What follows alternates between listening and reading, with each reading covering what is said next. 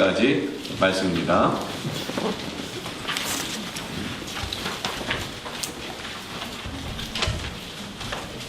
교독해서 읽고 끝절을 함께 읽겠습니다. 또 내게 지팡이 같은 갈대를 주며 말하기를 일어나서 하나님의 성전과 제단과 그 안에서 경배하는 자들을 측량하되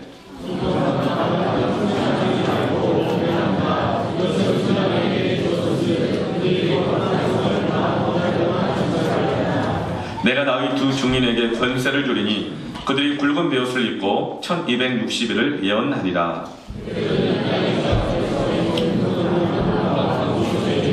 만일 누구든지 그들을 해하고자 하면 그들의 입에서 불이 나와서 그들의 원수를 삼켜버릴 것이요 누구든지 그들을 해하고자 하면 반드시 그와 같이 죽임을 당하리라.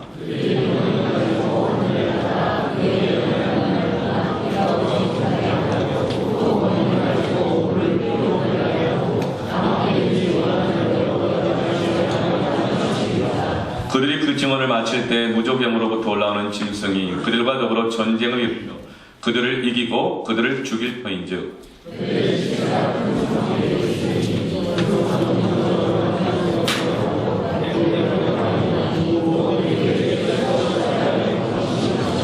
백성들과 족속과 방언과 나라 중에서 사람들이 그 시체를 사흘 반 동안을 보며 무덤에 장사하지 못하게 하리로다.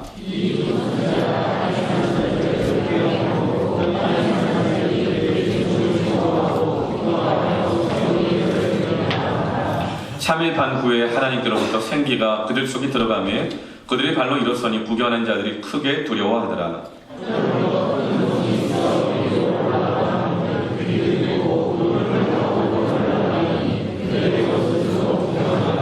함께 읽습니다. 그때 큰 지진이 나서 성 10분의 1이 무너지고 지진에 죽은 사람이 7천이라. 그 남은 자들이 두려워하여 영광을 하늘의 하나님께 돌리더라. 아멘. 따라합시다. 반드시 내가 너를 축복하리라. 네, 이 말씀을 준비하면서 이 찬양이 떠올랐어요. 왜냐하면 수영성 집회 때 이 찬양을 하나님께서 마음을 깊이 주셨는데 제가 가사를 다 못 외워가지고 못 부른 한이 맺혀가지고 있었는데 말씀을 묵상하는데 이 찬양이 계속 떠오르더라고요. 반드시 내가 너를 축복하리라. 반드시 내가 너를 들었으리라. 천지는 변하여도 나의 약속은 변치 않으리. 두려워 말라. 낙심치 말라. 네. 할렐루야. 강하고 담대하라. 이 종말의 때, 마지막 때 고난과 재앙이 많을 이때는 이 믿음이 필요합니다. 하나님 믿음대로 사는 자에게 반드시 내가 너를 축복하리라. 아멘.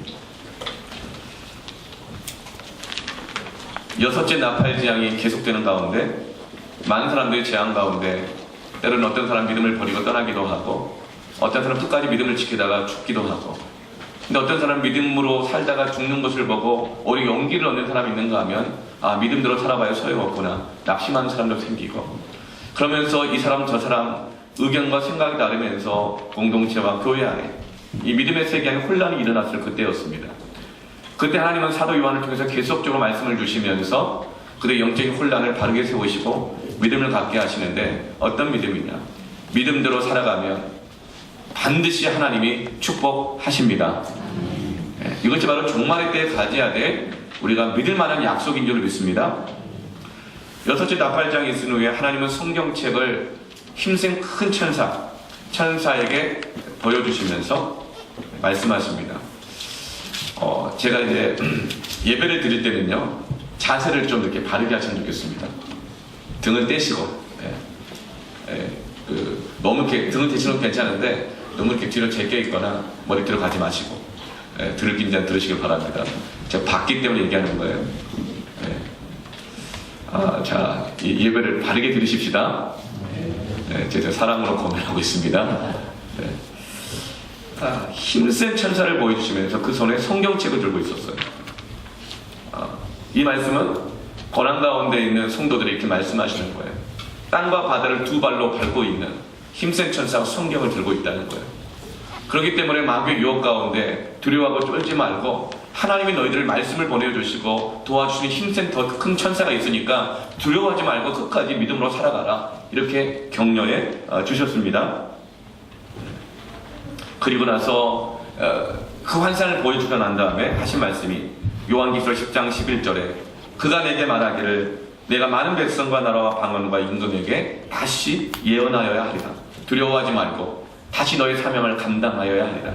두려워하지 말고 다시금 말씀을 증거하여야 하리라. 왜? 하나님께서 힘센 천사를 통해서 너에게 말씀을 주고 있으니 넌 두려워하지 말고 유축되어서 중단했던 너의 사명을 그 증언을 다시금 하기를 원한다. 그리고 나서 11장 1절에 이렇게 말씀합니다. 또 내게 지팡이 같은 갈대를 주며 말하기를 일어나 사람의 성전과 제단과 그 안에서 경배하는 자들을 측량하라고 말합니다. 다시 예언하라, 다시 증언하라 말씀하신 다음에 갈대 같은 측량 기구를 통해서 성전을 측량하고 성전 안에서 예배와 경배하는 자들을 측량하라고 말씀하십니다. 왜 그럴까요? 다시금 예언해야 되는데 사도 요한에게 살피라고 하시는 거예요. 지금 성전의 상태가 어떤지, 성전 안에서 예배하는 자들의 이 영적 상태가 어떤지 측량하라고 하는 거예요. 성전을 지을 때 원래 측량했습니다. 하나님이 정하신 높이가 있고 넓이가 있고 하나님이 정해주신 디자인이 있고 재료들이 있었습니다. 그렇다면 다시금 이렇게 측량하라고 할 때는 뭘로 하겠습니까?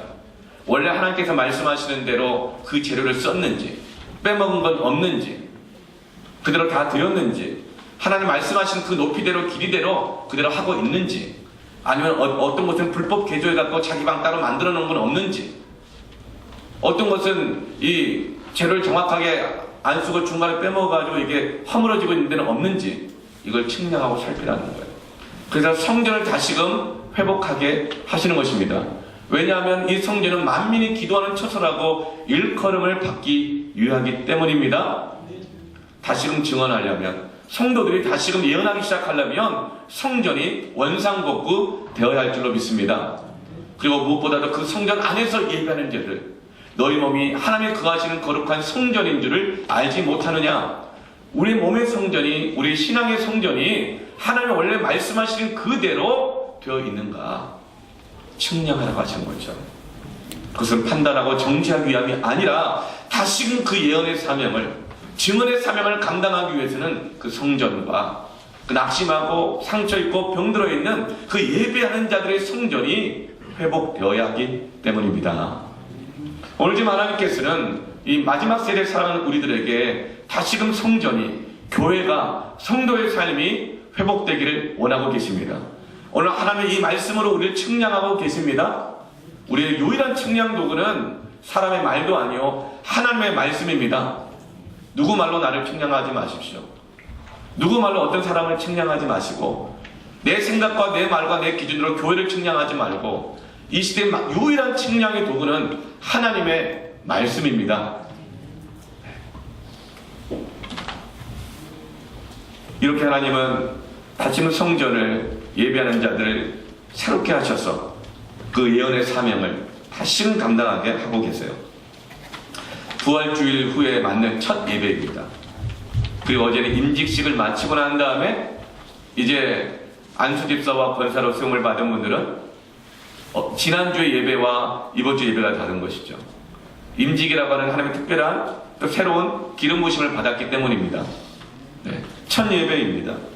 부활하신 후에 주님께서 제자들에게 주셨던 그 말씀은 뭡니까? 승천하기 직전까지 마지막으로 주셨던 예수님의 가르침은 뭡니까? 사도행전 1장 8절 말씀에 오직 성령이 너희에게 임하시면 너희가 권능을 받고 예루살렘과 온 유대와 사마리아와 땅끝까지 이르러 내 무엇이 되리라? 증리되리라 하시니라. 아멘. 여기서 마태복음에서 마태는 마태복음 28장에서 18절 20절까지 말씀은 내가 아버지와 아들과 성령 이름으로 너희에게 세례를 주노니, 내가 하늘과 땅의 모든 권세를 너에게 주노니 너희들은 아버지와 아들과 성령 이름으로 세례를 주고 내가 너희들에게 분부한 모든 것을 가르쳐 지키게 하라. 보라, 이 세상 끝날까지 내가 너희와 항상 함께 있으리라. 마태가 기록한 것, 사도행전을 기록한 누가가 기록한 것, 주님의 마지막 말씀, 부활하시고 난 다음에 주셨던 그 말씀은 증인이 되라는 것입니다. 어떤 사람이 증인일까요? 따라서 하십시다. 증인은 하나님이 반드시 축복하는 사람이다. 이것이 증인입니다. 증인은 헬라어로 마르투스인데, 이 마르투스는 증인이라고 해석되기도 하고, 그리고 순교자라고 해석되기도 합니다. 사실 이건 같은 뜻입니다. 이것은 하나님의 말씀대로 믿음대로 증언하며 살다 보면 반드시 죽는 일이 있다는 거예요. 왜 사도 바울이 내가 날마다 죽었다고 했을까요? 내가 날마다 죽노라고 그랬잖아요. 바울의 삶은 날마다 복음을 증언하는 삶이었기 때문에 죽지 않으면 복음을 증언할 수 없고, 그 사명을 나의 달려갈 길과 주 예수께 받은 사명, 곧 하나님의 은혜의 복음을 증거하는 일을 마치려 하면은 내 생명조차 아끼지 아니하노라. 사명자가, 증언자가 이 세상 속에서 손해보고 내가 죽고 내가 피해당할 것을 두려워하게 되어지면 믿음으로 못 살게 되고 사명으로 가지고 못 살게 된다는 것이죠.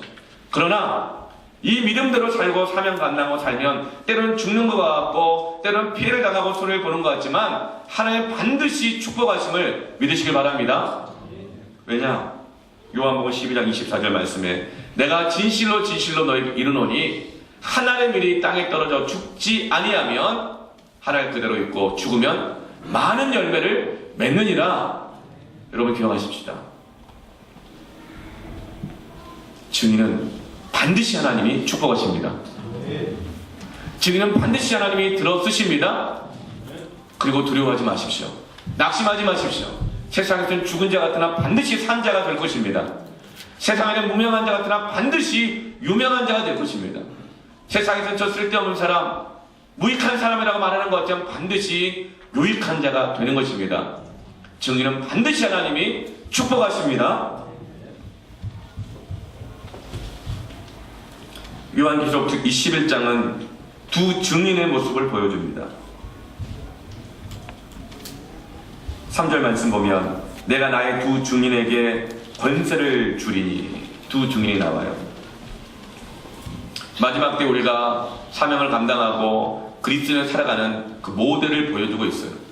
그 증인된 자들이 주는 약속의 말씀을 보여주고 계십니다. 이 두 증인은 스가랴서에 나오는 두 감람나무와 같습니다. 오늘 말씀에도 보니 두 증인을 두 감람나무라고 표현하고 있잖아요. 이 말씀은 이단이 가장 많이 사용하는 말씀입니다. 자, 어릴 적에 길에 보면 무슨 이 벽보 같은 게 붙어 있었어요. 막 십자가 가운데 딱 있고 하늘에서 뭐 빛이 막 비춰지고 한쪽에 예수님 사진이 딱 있어요. 그리고 한쪽에는 박태선 장로, 문선명, 그리고 이만희 뭐 이런 사람들 있잖아요. 정명석 뭐 이런 사람들 사진이 있었어요. 그래서 저마다 자기가 다 예수님이 그 한 감람나무고 내가 진짜 그 감람나무라는 거예요. 내가 감람나무라는 거예요. 근데 그 감람나무가 우리나라에만 몇 그루가 있는 줄 아세요? 예수님 말고 360그루가 넘어요. 세상에서 자칭 메시아라고 말하는, 내가 예수님의 그 사역을 완성시키러 온 자라고 말하는, 내가 육신으로 왔지만 예수님의 영이 내 안에 왔기 때문에 내가 그 예수님이 하신 사역을 완성시키러 왔다는 그 거짓 메시아, 거짓 교사들, 이 감람나무를 주장하는 사람들이 365개나 있어요. 우리나라에 제일 많대요. 그래서 오늘 이 요한계시록 11장, 스가랴 4장 이 말씀을 함께 인용하고 요한복음 13장 말씀 인용해서 내가 이 감람나무를, 이 종을 세상에 보내는데 그가 이 세상을 이겼다, 이긴 자, 이렇게 해서 이 시대의 교회와 성도들을 가장 많이 미혹하는 이 말씀이 바로 오늘 이 요한계시록 11장 말씀입니다. 여러분 미혹당하지 말고 하나님의 말씀에 분명히 서시기를 축원합니다. 이 요한계시록은요, 반모섬에서 사도 요한이 죽을 겁이 넘기고 거기에 귀양 갔다가 감옥에 갇혀가지고 너무 괴로우니까 너무 기도하다가 하나님의 환상을 본 게 아니에요.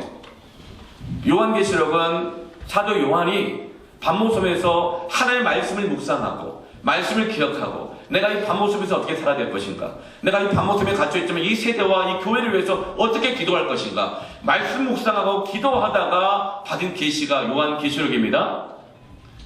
그래서 요한계시록에 보면 어떤 내용은 다니엘서하고 똑같아요. 어떤 내용은 에스겔서하고 똑같아요. 어떤 내용은 스가랴서하고 똑같아요. 구약에 있는 성경의 내용들이 요한계시록 안에 가득 차 있는 겁니다. 이것은 사도 요한이 반모섬에서 하나님의 말씀을 묵상하고 이 시대를 분별하며 기도하다가 하나님께서 성령으로 감동하셔서 깨닫게 해주시는 환상과 계시를 받은 줄로 믿습니다. 당시엔 성경이 구약밖에 없었어요. 신약이 없었죠. 바울도 그가 가지고 있는 성경은 구약이었어요. 신약이 없었죠. 여러분, 하나님 주신 모든 계시는 하나님의 말씀을 근거로 해야 합니다. 이 시대의 유일한 측량 도구는 하나님의 말씀입니다. 그런데 이 이단들이 스가랴서 이 말씀을 인용하면서 이 두 감람나무 중에 하나가 자기라고 주장하고 있는 것입니다. 그런데 정말 그러한가? 이 스가랴서는 어떻게 기록되었는가? 스가랴서 4장 11절 말씀 보면 내가 그에게 물어 이르되 등잔대 좌우의 두 감람나무는 무슨 뜻이니까 하고, 지금 이 스가랴가 이 하나님께 묻고 있는 거예요. 하나님 보여주신 환상이 있거든요. 그것은 두 감람나무 환상을 보여줬는데 하나님, 이 감람나무가 도대체 뭡니까? 하고 물어봤어요. 그 질문에 대해서 하나님이 직접 대답해 주신 게 있습니다. 한번 볼까요? 스가랴 4장 14절입니다. 함께 읽겠습니다. 시작. 이르되 이는 기름 부음 받은 자들이 온 세상의 주 앞에 서 있는 자라 하더라. 기름 부음 받은 자들이라 그랬어요. 이건 사람입니다. 그리고 하나가 아니에요. 둘이죠. 자들이다. 그런데 이들이 온 세상 앞에서 주님 앞에 서 있는 자니라 하더라. 하나님이 대답해 주셨어요. 당시에 이 스가랴서는요, 이스라엘 백성들이 우상 숭배하고 범죄하다가 바벨론으로 포로로 잡혀갔어요. 근데 그때를 다 마치고 나서 이제 1차로 귀환하게 되어집니다. 바벨론이 이스라엘 멸망시키고 포로로 잡아갔지만 나중에 다데라는 이 바사라발 페르시아 왕국이 바벨론을 정복했어요. 페르시아 왕국은 좀 바벨론과 좀 달랐어요. 마치 미합중국처럼 여러 다민족들을 존중하고 인정했습니다. 그래서 거대 제국을 이루기 위해서 각 나라 민족들의 신앙을 존중해줬어요. 그래서 이스라엘 백성들이 하나님을 예배하고 싶다 그러니까 그들과 함께 대제국을 계속 유지하기 위해서 이스라엘 백성들로 하여금 예루살렘으로 돌아가서 파괴된 성전을 재건하고 그들의 신앙을 회복할 수 있도록 고레스가 칙령을 내려줬습니다. 그래서 그 고레스의 칙령에 의해서 노래하는 자들, 레위인들, 찬양대들 200명과 그리고 성전에서 여러 가지 허드렛 일을 해야 되는 노예로서 살아가는 사람들 3,700여 명과 그 남은 이스라엘 백성들 4만여 명에서 약 5만 명이 1차로 함께 귀환했습니다. 그때 사역했던 사람이 선지자가 바로 스가랴 선지자인 거예요. 그렇게 한 게 5만 명이 와서 하나님 주시는 기회의 때에 성전을 재건하려고 왔는데 그 가운데 살고 있던 이방인들이 반대하는 거예요. 음모를 꾸미는 거예요. 그러면서 다시금 돌아와서 살려고 하니 자기 집 짓고 먹고 살기도 바쁜데 성전도 재건해야 되지 하다 보니까 이런 반대가 들어올 때 이스라엘 백성들 안에 원망과 불평이 생기기 시작했어요. 그래서 이렇게 말하는 거예요. 꼭 지금 해야 되나? 꼭 지금 해야 되나? 다른 바쁜 일이 많은데. 이러면서 성전 지대만 놓고 시작만 해놓고 완성하지 못하고 중단해버리고 있었어요. 그때 스가랴가 안타까운 마음을 가지고 하나님께 기도하고 있는 거예요. 하나님께 이 교회의 때를 주셔서 우리를 돌아오게 하시고 다시금 자유를 주셔서 성전 재건하게 하시고 신앙을 회복할 수 있게 하는 은혜를 주셨는데 이 많은 사람들이 왔는데 여러 가지 다른 이유 때문에 성전 지대만 놓고 중단되어 있으니 어떡합니까? 누가 이걸 해야겠습니까? 그렇게 기도하고 있을 때에 하나님이 스가랴에게 보이시는 환상이 바로 두 감람나무입니다. 두 사람을 세우시겠다는 거예요. 그 두 사람이 누군가? 스가랴와 동시대에 사역했던 학개 선지자가 이렇게 말합니다. 학개 1장 1절부터 2절 말씀 보면 다리오 왕 제2년 6째 달 곧 그 달 초하루에 여호와의 말씀이 선지자 학개로 말미암아 스알디엘의 아들 유다 총독 스룹바벨과 여호사닥의 아들 대제사장 여호수아에게 임하니라. 만군의 여호와가 이같이 말하 이르노라. 이 백성이 말하기를 여호와의 전을 건축할 시기가 이르지 아니하였다느니라. 이스라엘 백성들이 이때가 아니에요. 상황이 별로 안 좋아요. 나중에 해도 돼요. 지금 바쁜 일이 많아요. 그렇게 하고 있을 때 스가랴가 안타깝게 기도하니까 하나님이 두 감람나무를 보여주셨습니다. 두 증인을 보여주셨어요. 두 사람 누구죠? 총독 스룹바벨이에요. 그리고 대제사장 여호수아예요. 대제사장 여호수아는 성전 안에서 어떻게 예배가 되어야 될지를 모든 것을 준비하는 사람이고, 스룹바벨 총독은 성전 바깥에서 백성들의 마음을 일으키고 함께 성전 봉사를 하고 함께 일을 하는 그것을 감당하도록 세워진 사람이 바로 스룹바벨 총독입니다. 하나님 말씀하시는 거예요. 내가 스룹바벨과 대제사장 여호수아를 통하여서 다시금 성전을 재건하게 하고 예배를 세우겠다, 이렇게 말씀해주고 있는 거예요. 그럼에도 불구하고 사람들이 안 움직이는 거죠. 그래서 학개서에서 하나님은 계속 말씀하세요. 너희가 이때 완벽한 집에 거주하는 것이 옳으냐? 하나님 물으세요. 성전은 되다 말고 있고, 성전은 지금 제 상태가 아니고, 예배도 지금 제대로 안 드려주고 있는데, 너희 지금 완벽한 집이란 뭐냐면 벽과 지붕과 제대로 된 꾸며진 집을 말하는 거예요. 그렇게만 살아가는 것이 과연 옳으냐? 너희들이 포로가 되고 모든 것을 잃어버렸던 이유가 무엇인지 다시 한번 기억해봐라. 하나님 물어요. 그 신앙생활 진짜 옳은 거냐고. 그리고 계속 말씀하시기를 너의 행위를 살펴라, 이렇게 말해요.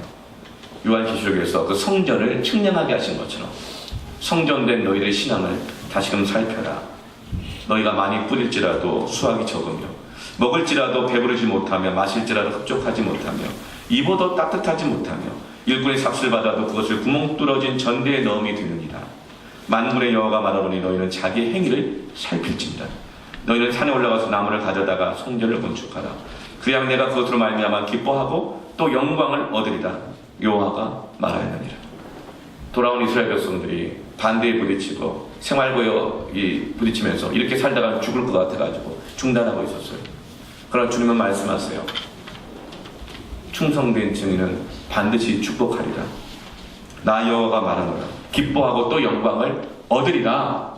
하나님께서 다시금 예배를 회복시키시고 사명을 회복시키시기 위해서 두 사람을 세웠다는 거예요. 스가랴를 통해서.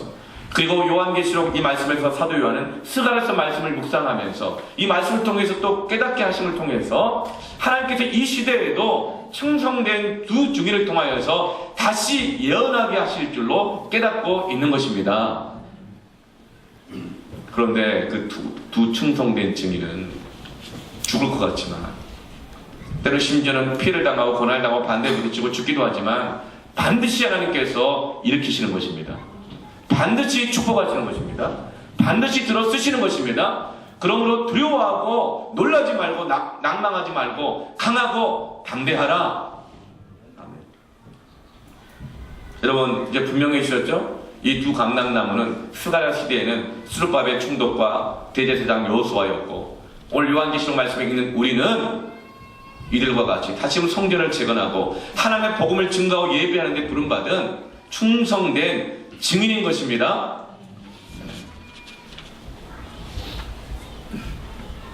그리고 이 두 촛대가 나오죠. 4절 말씀 보면 그들은 이 땅에 주 앞에 서 있는 두 감람나무와 두 촛대니, 이 촛대는 요한계시록 1장에서 말씀한 것처럼 촛대는 교회입니다. 하나님께서 다시금 예언하도록 하기 위해서 교회를 측량하고 계시고, 교회를 일으키기를 원하고 계시고, 교회로 하여금 담대하게 하게 하시고, 그리고 증인되고 충성된 직분 받은 자들, 사명을 받은 자들을 담대하게 일으키고 계시는 거예요. 반드시 축복할 테니까 두려워하지 말고 위축되지 말고 다시 예언하라. 이 간단하고 분명한 이야기를 성경 아닌 것으로 해석하여 이야기를 꼬아서 자기에게 유리하게 해석하고 미혹하는 것이 원래 이단인 것이죠. 충성된 두 증인, 하나님이 쓰시고 반드시 축복하시는 이 두 증인들의 특징이 있습니다. 공통점이 있어요. 첫 번째는 뭐냐면요, 따라합시다. 말에 권세가 있다. 여러분 증인들은요 말에 권세가 있습니다. 왜냐하면 하나님께 약속해 주셨거든요. 내 귀에 들린 대로 시행하리라. 내 말이 너희 안에 거하고 너희가 내 안에 거하면 무엇이든지 구하라. 그리하면 응답되리라. 하나님은 우리 안에 거하시기 때문에 우리의 말에는 권세가 있습니다. 두 증인의 특징 권세가 있다. 5절 말씀을 볼까요? 만일 누구든지 그들을 해하고자 하면 그들의 입에서 뭐가 나오죠? 불이 나와요. 불이 나온대요. 말에 권세가 있어요. 그 대적들을 이긴다는 것이죠. 그 6절 말씀 보면 그들이 권능을 가지고 하늘을 닫아 그 예언하는 동안에는 비도 오지 않고 물이 피로 변하게 되고 아무든지 원하는 대로 여러 가지 재앙으로 땅을 치리로다. 이 증언하는 자들의 입술의 권능, 이 예언에는 권능이 있다는 겁니다. 이것은 무엇을 기억하면서 그 말씀을 하는 거냐면, 엘리야가 비로 있을 때 비가 오지 않기도 하고, 엘리야가 비로 있을 때 비가 오기도 했다는 거예요. 아멘. 증언하는 자들의 능력이 있습니다.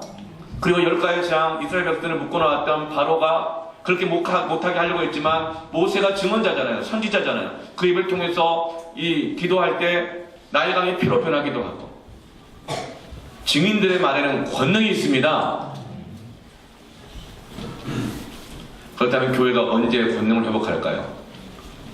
증언할 때 권능이 회복됩니다. 우리가 입술로 시인하는 것, 마음으로 믿어 의에 이르고 입술로 시인하여 구원에 이르느니라. 입술로 시인하는 게 뭐가 있을까요? 자, 기도가 있습니다. 여러분, 언제 교회가 권능을 회복할까요? 기도하면 교회는 권능을 회복합니다. 요즘 점점 우리 교회에 이 권능이 막 회복돼가고 있는 걸 막 이렇게 느껴요. 수용성 집회 때 여러분 정말 말씀을 듣는 권능이 아주 회복되어 있습니다. 설교가 점점 길어짐에도 불구하고 졸지 않는, 말씀을 쭉쭉 빨아들이는 권능. 할렐루야. 그리고 설교만 기냐? 기도도 긴데도 계속 기도하는 권능. 보통 기도 제목을 한 3번 정도 주거든요. 그냥 30분 통성 기도하는데, 지난주 수용성 집회 때는 2번밖에 안 줬는데도 불구하고 기도 제목 안 줘도 기도가 끝이 나지 않고 계속 기도가 타오르더라고요. 그리고 보통 수용성 집회가 한 9시 50분, 늦으면 10시쯤 끝나잖아요. 그러면 5분 안에 다 일어나 갔어요. 그런데 지난번 수용성 집회 때는 정말 어떻게 하지 않았는데도 불구하고 거의 3분의 2 이상이 10시 15분, 20분까지 기도하다가 계속 기도하다 가시고, 어떤 분은 거의 11시가 되도록 안 가셔서 우리 사역자들이 퇴근을 하지 못하고, 나도 앞에 앉았다가 일어나야 되나 말아야 되나. 하나님께서 우리 교회로 하여금 권능을 주고 계심을 믿습니다. 교회는요, 기도할 때, 입술로 시인할 때 권능이 있습니다. 찬양팀, 찬양할 때 이 찬양 가운데 이 파워가 있습니다. 아멘. 우리 찬양팀이 언제 이 찬양의 소리 속에서 파워가 나온 줄 아세요? 연습 많이 할 때가 아니라 기도하여 영적인 득음을 얻으면 그 찬양의 소리에서 영적 파워가 있습니다. 찬양팀 기도하세요. 설교자도 마찬가지예요. 모든 성도 교회는 입술로 시인할 때, 증언할 때 입에서 불이 나오게 되어지고 권능이 천하 만물을 다스리게 하시는 하나님의 능력으로 나오게 되는 걸 믿으시길 바랍니다. 이게 증언한 자의 특징이에요.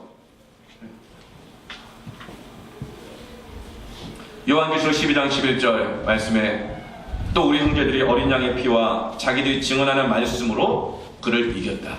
무엇을 이겼다고요? 알고 있는 말씀이 아니에요. 깨닫고 있는 말씀은 아니에요. 증언하는 말씀이에요. 설교하다 보면 이럴 때 혹시 있어요? 아, 저거 전에도 들었던 말인데, 다 아는 내용인데, 목사님 그때도 했잖아요.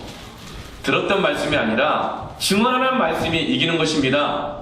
성도는 내가 믿은 만큼, 내가 도달한 신앙의 수준만큼, 그것이 그 사람의 능력이 아니라 표현하는 만큼 능력이 됩니다. 신앙을 자꾸 고백해야 돼요. 신앙을 자꾸 고백하십시오. 그때마다 믿음이 확신해지고 믿음의 능력이 생기는 것입니다. 깨달은 것이 수준은 아니에요. 따라합시다. 신앙은 고백하는 만큼 능력이다. 신앙 고백 자꾸 해야 돼요. 제가 말씀드렸잖아요. 회식 자리에서 술이 돌아오면, 아, 나 요즘 한약 먹고 있다고 이렇게 하지 말라고 했잖아요. 그냥 큰 소리로, 저는 예수 믿고 제 정신으로 온몸과 건강한 몸과 마음을 살아야 되기 때문에 술 먹지 않습니다. 여러분, 이렇게 말씀하십시오. 그 술한테 거절했다가 이 사회에서 왕따 당하거나 승진 못하거나 부장한테 과장한테 눈밖에 나거나 아니면 왕따 당하면 어떻게 직장 생활하나 죽을까봐 두려워하지 마십시오. 차라리 그렇게 죽으십시오. 그럼 하나님이 다시금 살리실 것입니다. 반드시 축복할 것입니다. 그게 다니엘의 이야기잖아요. 그게 요셉의 이야기잖아요. 그게 믿음의 선진들의 이야기이고 오늘 우리의 이야기가 되길 축원합니다. 요한계시록 그걸 말하고 있는 거예요. 증인된 자는 반드시 축복하리라.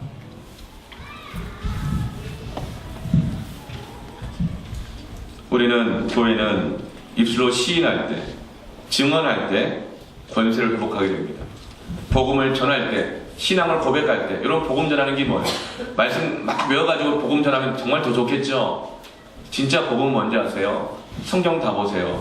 다 신앙 고백이에요. 따라합시다. 신앙 고백이다. 전도는 신앙 고백이다. 전도는 신앙 고백인 거예요. 훈련 받으면 더 좋아요. 근데 여러분, 신앙 고백은 훈련이 아니라 어느 때지 할수록 훈련이 됨을 믿습니다. 신앙 고백은 하는 만큼 유익이 되고 능력이 됩니다. 내가 만난 하나님, 내가 누리고 있는 은혜, 그걸 전하는 거예요. 초대교회 때 이 복음을 전할 때 뭘 전했어요? 자기가 경험한 십자가, 자기가 본 주님 부활, 주 예수, 그분이 나의 주님이시다, 살아나셨다. 자기가 경험한 그 신앙 고백, 내 안에 변화된 신앙 고백. 바울이 이제는 내가 폭행자요, 비난자요, 박해자요, 주인 중에 개수였지만 이제는 말할 수 없는 하나님의 은혜를 받고 내가 사도로 부름을 받았다. 이 신앙 고백이 바로 증언인 것입니다. 그렇게 증언할수록 교회와 성도는 권능을 받게 되는 것입니다. 증인의 특징은 권능이 있다고 했죠. 말의 권능이. 또 하나의 특징이 있어요. 굉장히 역설적이게도 능력이 있으면 안 죽을 것 같잖아요. 말의 권능이 있으면 말씀에서 져요, 안 져요? 안 질 것 같죠? 아유, 기가 안 죽을 것 같죠, 그죠? 그런데 능력이 있어도 안 죽을 것 같은데 이 충성된 증인의 또 하나의 특징은 맥없이 죽어요. 힘없이 죽어요. 10절 말씀을 같이 한번 읽어볼까요? 시작. 이 두 선지자가 땅에 사는 자들을 괴롭게 한 거로 땅에 사는 자들이 그들의 죽음을 즐거워하고 기뻐하며 서로 예물을 보내리라 하더라. 이 두 선지자가, 이 두 증인들이 복음을 전하고 말씀을 전하고 믿은 대로 살았어요. 근데 이 땅의 사람들이 괴로운 거예요. 자꾸 괴로운 거죠. 하나님의 말씀이 괴로움으로 다가오는 거예요. 그 사람은 땅에 살고 있는 거예요. 귀찮고 불편하고 자책되고 남하고 야단치는 것 같고 막 그러니까 괴로운 거예요. 그래서 그들이 괴로우면 가만히 있습니까? 땅에 사는 사람들 나를 괴롭히면 절대 가만 안 있어요. 맞부딪히죠.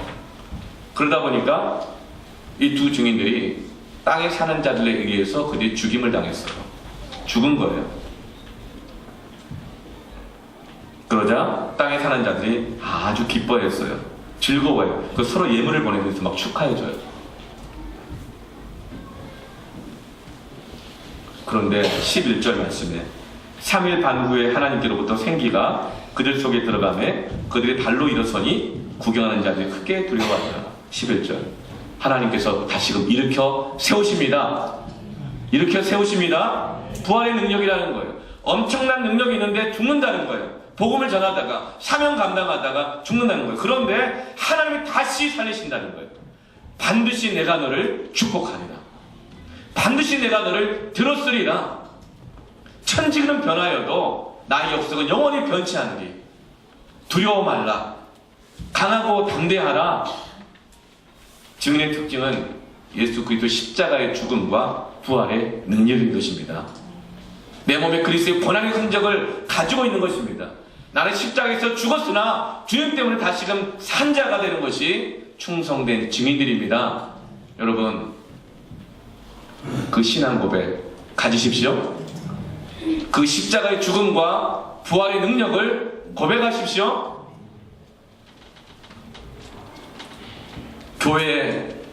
기독교의 믿는 자의 가장 큰 특징은 엄청난 능력을 하나님께로부터 받았음에도 불구하고 죽는 사람입니다. 기독교의 능력은 받은 능력을 가지고 휘두르는 것이 아니고 그 힘 다 가지고 죽는 것이 능력입니다. 여러분, 죽는 건 능력이에요. 나 자신을 죽이는 건 능력이에요. 여러분, 고개 숙이는 거 있잖아요. 이렇게 숙이는 거. 여러분, 이게 능력이에요. 사람들이 자기 고개를 들고 살 힘은 있어도 고개 숙일 힘이 없는 거예요. 그래서 안 숙여지는 거예요. 내 의견을 주장할 힘은 있지만 내 의견을 죽일 능력이 없는 거예요. 그러나 복음의 능력은 사명 때문에, 하나님의 영광 때문에 내 자아를 숙이고 고개를 숙이고 내 의견을 죽이며 화평케 하고 약한 자를 세우는 그 능력이 있는 것이, 죽는 능력에서 나오는 하나님의 능력이 복음의 능력인 줄로 믿습니다. 힘없는 교회가 있어요.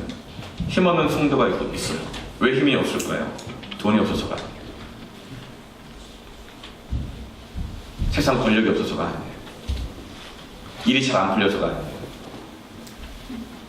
오히려 그것을 가지고 휘두르면 더 힘이 없어지죠. 그러나 주님 앞에서 주님의 뜻 때문에 죽는 자는 힘 있는 줄 믿습니다. 하나님이 그들을 통해서 교회에 놀라운 능력을 부어주십니다. 다 일으켜 주십니다. 이게 믿음이에요. 믿음이 없이는 하나님을 기쁘시게 할 수 없나니 하나님을 찾는 자들마다 그가 계신 것과 그들에게 상 주시는 자이심을 믿어야 할지니라.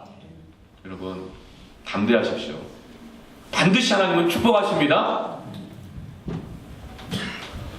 야곱은 힘을 많이 길렀어요. 무시당하지 않으려고. 집으로 돌아가려고. 머리 다 썼어요. 노력했어요. 자기가 결혼하고 싶은 여자랑 결혼하려고 속임을 당해도 또 노력하고 또 노력해. 결국은 자기가 원하는 여자랑 결혼까지 했어요. 머리 써서 돈도 막 벌었어요.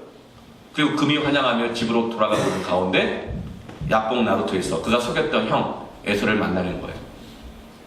한순간에 모든 것을 잃을 것 같은 두려움에 대자 그제서야 비로소 하나님의 천사와 씨름하며 하나님께 매달립니다. 그때 하나님께서 어떻게 하십니까? 마지막 남은 힘, 그 환도뼈를 부러뜨리시잖아요. 하나님은 야곱에게 말씀하는 거예요. 너 힘 길렀느냐? 자수성가했느냐? 너 힘 있니? 그거 가지고 금이 환영하고 그거 갖고 살아보려고 그러니? 아니야. 하나님만 의지하는 것이 진짜 힘이다. 그를 약하게 만드신 거예요.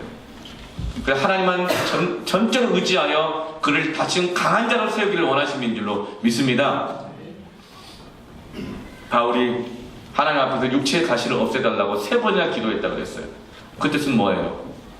하나님, 나 주의 일을 더 잘 감당하려면 건강해야겠습니다. 건강 주십시오. 육체에 가시가 있습니다. 어떤 사람은 안질이라고 말하기도 하고 어떤 사람은 간질병이라고 말하기도 해요. 어떤 사람은 안질과 간질병 다라고 말하기도 해요. 그러니까 바울이 내가 주의 일을 더 잘 감당하기 위해서 육체의 가시를 없애달라고 3번이나 기도했어요. 나의 약점을 고쳐달라고, 이 핸디캡을 고쳐달라고 이렇게 하나님께 간절히 기도했어요. 그때 하나님이 바울에게 이렇게 말씀하셨다고 바울이 고백하고 있어요. 고린도서 12장 8절에 10절 말씀에 이것이 내게서 떠나가게 하기 위하여 내가 3번 죽게 간구하였더니 나에게 이르시기를 내 은혜가 내게 족하도다. 이는 내 능력이 어떤 데서? 약한 데서 온전하여짐이라 하신지라. 아멘. 그러므로 도리어 크게 기뻐함으로 나의 여러 약한 것들에 대하여 자랑하리니 이는 그리스도의 능력이 내게 머물게 하려 함이라. 그리스도의 능력이 어디에 머물러요? 내 약한 가운데 머무른다는 거예요. 너 약한 것 때문에 하나님을 전적으로 의지해야 네 학식, 네 학벌, 과거의 경험 그거 의지하지 않고 교만해지지 않는다. 오히려 그 약한 것 때문에 평생 하나님께 기도하게 될 것이다. 그래 하나님의 능력을 힘있게 될 것이다. 날마다 네 힘으로 서는 것이 아니라 하나님이 너를 일어서게 하시고 너를 축복하며 살게 할 것이다. 그러므로 도리어 너는 그것을 인하여서 기뻐하게 될 것이다. 아멘. 어제 우리가 인기식을 하고 지난주 예배는 창립 4주년 예배였잖아요. 창립한 지 4년 됐고 이곳에 들어온 지 3년 됐습니다. 딱 만 3년 됐어요. 집에서 예배드리다가 고등학교 지하교수 예배드리다가 공사장에서 예배드리다가 그렇게 1년을 보내고 이제 여기서 이렇게 예배한 지 3년 됐어요. 처음에는 정신없이 목회하고 선교 감당해 나가다가 나중에 이런 기도를 하게 됐어요. 하나님, 참 제가 부족합니다. 제가 부족하고 역부족이니 주님 함께 할 수 있는 참 사역자들을 보내주십시오. 하나님, 우리 교회 성도들이 참 귀하고 열심히 헌신하는데 감당할 이 사역들이 참 많은데 주님 정말 우리 충성된 성도들을 좀 보내어 주십시오. 그렇게 기도했어요. 그런데 한 1, 2년 정도 겪어보니 좀 약간 영안이 열리는 것 같아요. 깨달은 게 있어요. 따라서 합시다. 사람은 거기서 거기더라. 해야 될 새 것이 없더라. 이게 깨달았어요. 네. 전도서의 기자가 가장 뒤로서는 깨달았던 것을 깨달았어요. 사람은 거기서 거기더라고요. 신앙 연수 오래되고 직분이 있고 과거에 뭘 했고 좀 지나 보니까 거기서 거기더라고요. 우리끼리 비교하면 50번 100거지 온전하신 하나님 앞에서 비교해보면 정말 거기서 거기더라고요. 때로는 실망하기도 하고 상처받기도 하고 실망을 주고받기도 하고 그럼 정말 그걸 깨달았어요. 그래서 제가 이렇게 기도했어요. 하나님, 신앙 수준 거기서 거기더라고요. 인격 수준도 거기서 거기더라고요. 먹고 살아봤자 하루 세끼 먹는 거 다 똑같고 뭐 거기서 거기더라고요. 그러니 기왕이면 다 엉치 말라고 교인들도 좀 돈도 좀 있고 시간도 좀 있고 그리고 겸손하고 온유하고 막 대들지 않고 이런 사람 보내주세요. 어차피 거기서 거기잖아요. 그리고 하나의 사역자는 좀 보내주세요. 하나님 제가 역부족이니까 뭐 학벌이 있든 없든 다 거기서 거기더라고요. 그러니 기왕이면 다 엉치 말라고 일 척척 잘 해내고 하는 그 유능하고 실력 있는 사역자를 좀 보내주세요. 이렇게 기도한 게 아니라 그런 마음으로 기도했더라고요. 그런 마음 계속 올라오는 거예요. 네. 근데 하나님 가장 그 기도하고 있는데 저한테 이렇게 말씀하시더라고요. 야, 너도 거기서 거긴데 너 이기적이다. 뭐 이런 마음을 주시더라고요. 네. 정말로 하나님의 능력을 믿고 있냐고. 이는 힘으로도 능력으로 실력으로 되는 것이 아니라 여호와의 영으로만 할 수 있는 것인데 너 정말 하나님을 믿고 신뢰하고 있냐고. 이런 마음을 주시면서 제가 회개하게 되었어요. 그래서 제가 기도가 이제 바뀌었어요. 저의 그런 기준들 생각들이 십자가에 못 박아 죽은 거죠. 그러나 기도가 바뀌더라고요. 이렇게 기도했어요. 하나님, 부족해도 충성된 성도 보내어 주시옵소서. 부족해도 충성된 사역자 보내어 주시옵소서. 자기를 죽이고 순종하는 성도 사역자들 보내어 주시옵소서. 그렇게 기도하게 되었어요. 여러분은 그 증거인 줄 믿습니다. 네. 주님께서 언제 우리 보고 유능하라고 하신 적 있을까요? 주님은 언제 우리 보고 부자 되라고 말씀하신 적이 있었어요? 주님은 언제 너희 좀 똑똑해져라 이렇게 말씀하신 적이 있나요? 한 가지 요구하신 것이 있어요. 그것은 바로 죽으라고 하셨어요. 십자가에 너희 자신을, 자아를, 종욕을, 교만을, 너희들의 인생의 모든 것들을 내려놓고 못 받고 죽고 주님과 함께 살라고 말씀해 주셨습니다. 우리는 하나님 앞에 나아갈 때 우리의 유능함, 우리 헌금의 액수들, 헌신도들 이런 것을 자랑할 것이 아니라 단 하나 들고 나아가야 된다면 주님 때문에 죽은, 말씀 때문에 죽은 우리의 산 예물을 하나님 앞에 드리기를 축원합니다. 그때 능력이 있게 되는 거예요. 그럼 하나님 반드시 주님 때문에 죽은 자를 들어주시고 축복하시고 영광을 받으실 것입니다. 이것은 신앙의 역설이에요. 세상 사람들이 그걸 이해하지 못해요. 그러나 성령께서는 우리에게 깨닫게 하고 계십니다. 신앙은 내가 이긴 이야기를 하는 것이 아닙니다. 신앙은 내가 죽었더니 하나님이 살리시고 부활하게 하시고 승리하게 하신 이야기가 바로 신앙인 것입니다. 하나님의 능력을 주셨는데 그 힘 다 가지고 주님 때문에 죽을 수 있는 능력이 신앙의 능력입니다. 이 시대의 가장 강한 대적은 누굴까요? 마귀를 대적하라. 그리하면 너희를 피하리라고 하셨죠. 그런데 이 시대의 가장 강한 대적은 마귀가 아니라 나 자신입니다. 성경 어디에도 마귀를 죽여라 이 말은 없잖아요. 마귀를 죽이는 일을 누가 하세요? 하나님 주님이 하세요. 하나님의 아들이 오신 것은 마귀의 일을 멸하려 하심이라. 주님이 하시는 일이에요. 근데 우리 보고 하라고 하는 거죠? 너 자신을 죽이라. 바울은 내가 날마다 죽노라. 내가 내 자아가 죽으면 더 이상 마귀가 역사하지 못합니다. 이 시대에 많은 능력들이 있습니다. 돈 큰 능력이에요. 머리 공부하는 학벌 큰 능력이에요. 어떤 명예와 지위에 올라가는 것 큰 능력입니다. 승진 큰 능력이에요.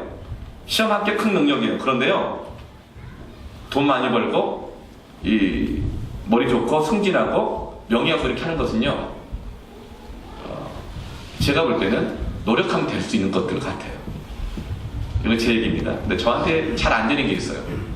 저는 뭐냐면 사람을 이렇게 웃기는 걸 잘 못해요. 유머 감각은요, 노력해 되는 게 아닌 것 같아요. 웃기는 걸 노력하잖아요, 더 이상해져요. 그 연습해야 되는 게 아닌 것 같아요. 유머 감각 쉽지 않아요. 그런데 왜냐면 제 별명 예전에 뭐 다큐라는 별명이 있었거든요. 아시죠? 웃자고 한 얘기를 죽자고 달려든다고 너무 진지해가지고 이 유머 감각은요, 그 능력은 하루아침에 안 됩니다. 근데 여러분, 중요한 게 있어요. 따라하십시다. 웃기지 못하면 웃어라도 줘라. 이게 능력이에요. 웃어주는 것, 능력입니다. 최악의 상황은 뭐냐면 웃기지도 못하면서 웃지도 않아요. 믿음대로 살지 않으면서 아멘도 안 해요. 이게 최악인 거죠. 내가 막 웃나 봐라. 내가 왜 너의 페이스에 내가 놀아나냐. 아주 강박한 거예요. 그럼 어떤 사람은 이렇게 말해. 난 말을 잘 못한다고. 따라합시다. 말을 잘 못하면 말을 잘 들어주어라. 이게 죽는 거예요. 내가 왜 네 말을 들어? 아니요. 말 들어준 게 죽는 거예요. 그럴 때 하나님께서 그 순종을 통해서 능력을 주십니다. 아멘. 충성스러운 종이 뭔가 자기 능력을 자랑하는 것이 아니라 나 약한 데서 주님을 의지하고 구하며 주님의 뜻을 이루기 위해서 내 자아를 죽이고 숙이고 겸손하게 할 때 약한 데서 온전하여 짐이라. 아멘. 이 충성의 결과가 어때요? 내 자아를 죽이는 결과. 그때 부흥의 역사가 일어납니다. 주변에 회개 역사가 일어납니다. 지금은 나팔 재앙 중이잖아요. 6번째 나팔 재앙이 있었음에도 불구하고 많은 사람이 죽었지만 여전히 자기의 손으로 행한 일을 회개하지 않고 돌아오지 않는 사람들이 많이 있었어요. 그런데 언제 변화되고 언제 돌아옵니까? 오늘 13절 말씀을 같이 읽어볼까요? 시작. 그때 큰 지진이 나서 성 10분의 1이 무너지고 지진에 죽은 사람이 7천이라. 그 남은 자들이 두려워하며 영광을 하늘의 하나님께 돌리더라. 그 남은 자들이 이때 두려워하고 하나님께 돌아오고 있는 것입니다. 언제요? 충성된 증인들이 주의 말씀과 그 뜻 때문에 자기 자신을 죽이고 하나님의 살리신 부활을 경험하는 그것을 보자 이들이 변화되고 돌아오기 시작합니다. 교회가 능력을 얻기 시작하는 것입니다. 이 시대의 변화와 부흥의 역사는 많이 모이는 교회, 부자가 많은 성도들, 그런 교회를, 그런 성도를 통해서 세상이 변화되는 것이 아니라 말씀대로 죽는 모델이 나와야 할 줄 믿습니다. 따라서 말씀대로 죽는 모델이 되자. 사람들이 말씀대로 망하는 걸 잘 못해요. 그런데 여러분, 말씀대로 하다가 손해보고 피해보고 망하게 되면 그 진실성을 보시고 하나님의 부흥이 일어나는 줄 믿으시길 바랍니다. 이게 하나님이 반드시 내가 너를 축복하겠다는 말씀이 이 말씀이에요. 그리 아니하실지라도 죽으면 죽으리다. 왕의 이 조서가 도장이 찍힌 것을 알매도 불구하고 사자굴에 들어가고 풀무불에 던져지고 왕 앞에 서게 되는 다니엘과 세 친구들과 에스더와 같이, 요셉과 같이, 그런 그들에게 하나님께서는 능력을 주십니다. 축복하십니다. 이게 믿음이에요. 섬김의 모임을 하다가 이런 나눔을 들었어요. 참 명언이에요. 이건 그도 하는 말이 아니라 그 안에 계신 성령께 하신 말씀이라고 믿습니다. 그분 교만하지 마시라고. 뭐냐면 불은 장작이 활활 타오를 때, 아니 장작은 불이 활활 타오를 때 집어 넣어야 된다는 거예요. 성령께 다시 음성을 들렸어요. 불이 꺼져갈 때 장작을 던지면 불이 더 꺼진다는 거예요. 이런 고백이죠. 너무 막 뜨거운 거야. 막 너무 열정이 또 은혜 받고 막 이러니까 불이 너무 뜨겁게 타오르니까 이러다가 다 태우겠다. 불을 조절해야 돼 하고 인위적으로 그 뜨거운 불을 조절했다는 거예요. 그런 다음에 불이 막 꺼져가는 것 같으니까 안 되겠다. 불 살려야겠다고 장작 던졌더니 불이 더 꺼진다는 거예요. 그러면서 내가 불 조절하려고 하지 말고 하나님 주는 은혜의 때, 부흥의 때, 기도의 때, 헌신의 때 내 자신을 장작처럼 던져야겠다. 귀한 고백인 줄 믿습니다. 저는 이게 정말 성령께서 하시는 음성이다 이렇게 깨달았어요. 여러분, 하나님께서 우리를 부르실 때, 우리를 쓰고자 하실 때, 함께 우리 은혜 주실 때 내가 불 조절을 하려고 하지 마십시오. 내가 컨디션 조절하려고 하지 마십시오. 하나님 은혜 주실 때 죽음을 두려워하지 말고 나 자신을 집어던지면 그때 하나님 반드시 축복하실 것을 믿으십시오. 그때 능력이 생기는 겁니다. 그런데 많은 사람들이 그래요. 계속 계산해요. 내가 막 조절하려고 해요. 이는 힘으로 되지 않고 능로 되지 않는다. 야곱이 말했던 것처럼 네가 노력한 것도 될 거라고 생각하느냐? 세상 일은 그게 될 거야. 그러나 너의 사명이 내가 주는 것을 이루려고 한다면 너는 오직 하나님만을 의지해야 할 것이다. 반드시 내가 너를 축복할 것이다. 아멘.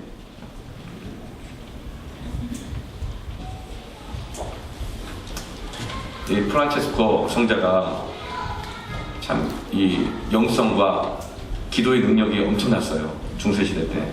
그러니까 기도하면 병든 자가 막 낫고 안진병이 일어나고 귀신이 쫓김을 당하게 되어지고 그러면서 굉장히 창빈하게 살아가고 그런 모습을 보면서 많은 사람들이 흠모하고 존경했습니다. 그래서 제자가 되겠다고 하는 사람들이 그렇게 많이 몰려왔어요. 너무 많이 몰려오니까 그 중에서 제자를 선별하여 세우기 위하여서 프란체스코가 테스트를 합니다. 이 씨앗을 주는 거예요. 씨앗을 나눠주면서 한 달 동안 키워오라고 했어요. 그래 많은 사람들이 한 달이 지나고 난 다음에 키워왔는데 아주 그 형형색색의 꽃들을 그냥 화분처럼 다 안고 오는 거예요. 아마 프란체스코가 준 씨앗들이 여러 가지 다른 종류의 씨앗일 수 있겠죠. 그런데 단 한 사람 빈 화분을 그냥 들고 온 거예요. 그리고 이렇게 기 가지고서 이렇게 얘기하는 거예요. 선생님, 다른 이들은 다 선생님 준 씨앗을 가지고 잘 길어서 꽃을 피워왔지만 난 아무리 걸음을 주고 물을 주고 길러도 싹도 안 나요. 이게 어떻게 된 것입니까? 하고 빈 화분을 갖고 왔어요. 그런데 프란체스코는 그 꽃을 피워온 여러 사람들이 아니라 빈 화분을 들고 온 이 사람을 제자로 세웠습니다. 왜냐하면 프란체스코가 좋은 것은 씨앗이 아니라 쇳가루였기 때문이에요. 철가루.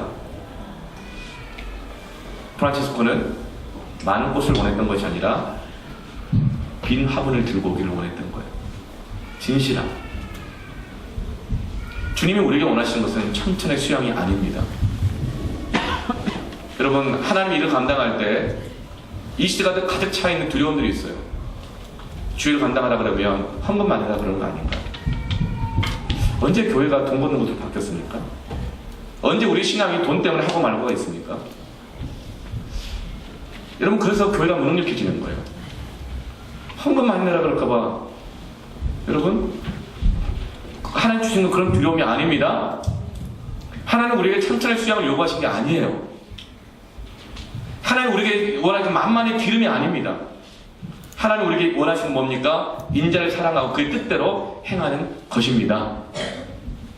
하나님이 쇳가루를 주었으면 당의 꽃이 안 나는 거죠. 약한 거죠. 없는 거죠.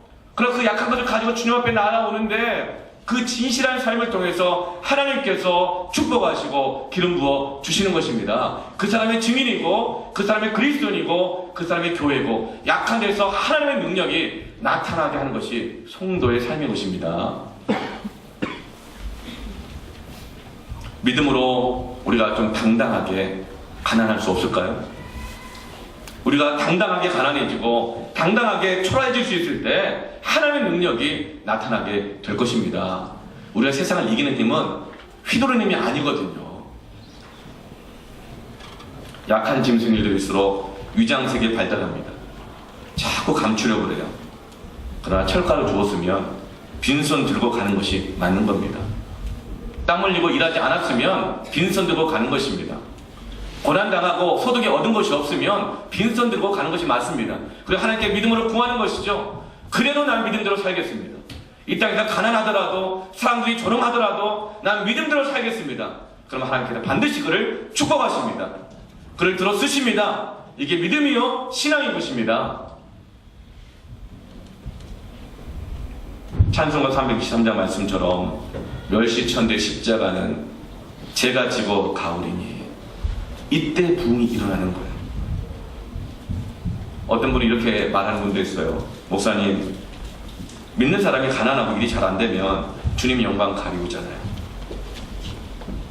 잘 되고 난 다음에 섬기기도 하고 헌신도 하고 주님께 나갈게요. 정말 가난하고 일이 잘 안 되면 주님 영광 가리울까요? 아니에요. 철가루 주었으면 빈손 들고 가는 것이 옳은 것입니다. 오히려 꽃이 피면 대학 가면 승진되면 부자 되면 그때 헌신하고 그때 나아가겠습니다 하고 조절하고 계산하는 것, 그게 주님의 영광을 가리우고 주님의 능력을 제한하는 것입니다. 그게 바로 교회가 약해진 이유인 거예요. 주님은 우리가 팔팔하고 건강하고 돈 많이 들고 나가야 기뻐하는 것이 아니고, 병들었는데 주님 의지하고, 가난했는데 찬송하고, 내 약한 데서 주님의 능력을 구하며 나아가는 것, 그것을 기뻐하십니다. 그때 부흥이 일어나는 거예요. 그때 돌아와야 될 자리에 돌아오는 거예요. 그때 복음의 능력이 나타나는 것입니다. 그때 우리는 하나님의 영광이 뭔지 알 거예요. 우리 지금 잘 몰라요. 죽고 부활하기 전에는 하나님의 영광이 뭔지 잘 몰라요. 우리가 믿음들은 죽고 하나님의 부활의 능력을 경험하면 그제서 우리는 하나님의 영광이 뭔지 알게 될 겁니다. 그때 우리 예배가 완전 달라질 거예요. 우리 삶이 완전 달라질 거예요. 우리 교회가 완전히 달라질 거예요. 이 땅 가운데 영적인 지각 변동이 일어날 줄 믿습니다. 여러분 기억하십시다. 충성된 증인은 반드시 축복하십니다. 아멘. 이 시간 우리 같이 함께 찬양하고 기도했으면 좋겠습니다.